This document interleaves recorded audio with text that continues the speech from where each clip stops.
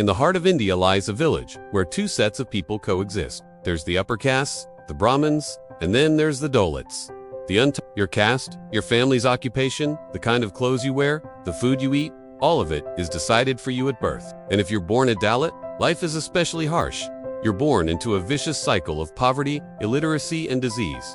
And the story does not end in villages. Discrimination based on caste exists in cities too. It has improved its literacy rates, increased access to healthcare, and launched ambitious schemes to empower citizens. But none of this has trickled down to the most vulnerable sections of society. And the irony is that the architects of this discrimination no longer need religion to justify it. They don't need God to tell them who is superior and who is inferior. That's because the concept of caste has been secularized. Now it's justified in the name of tradition and culture. It's become an unassailable part of the social fabric. Dalit students face bullying and exclusion in schools and universities. We've had tragic suicides at IIMS. Dalit employees are often the target of abuse and humiliation at work. A study conducted in 2017 found that identical resumes with upper caste Hindu names were more likely to receive positive responses than those with Dalit names. I know it sounds unbelievable, but it's true. In 2023, India has a thriving digital economy, and yet it continues to thrive on caste hierarchy. You don't have the freedom to choose your future.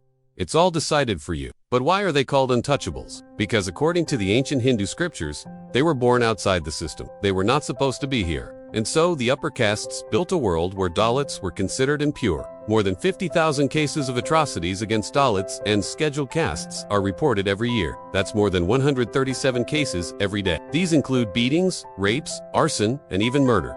But convictions are difficult to come by. In most cases, the guilty never serve time in jail. Sometimes the victims themselves are made to suffer. In 2023, a 2-year-old Dalit child was beaten to death and he was punished for drinking water from a pot meant for upper caste Hindus. Can you imagine anything more diabolical than this? They were denied access to basic necessities like education, healthcare, and jobs. They were even denied the right to live with dignity. In the 21st century, we talk about development and progress. But in many parts of India, life is still defined by birth. India's got a long way to go before it can claim to be a truly developed nation. According to the 2011 census, Dalits make up nearly 17% of India's population. 17%. But ask any Indian and he or she will tell you that the situation is far from ideal. Dalits are still not on an equal footing with the upper castes. They're subjected to severe discrimination in all spheres of life. And it's not just about lost opportunities. It's also about lost lives. Let me show you some figures now. As India marches ahead, the ghosts of the past continue to haunt it. So what explains this social evil? After all, India has made some significant progress. Well, that's all for today. If you liked our video, please do share it with your friends and family and follow us on social media.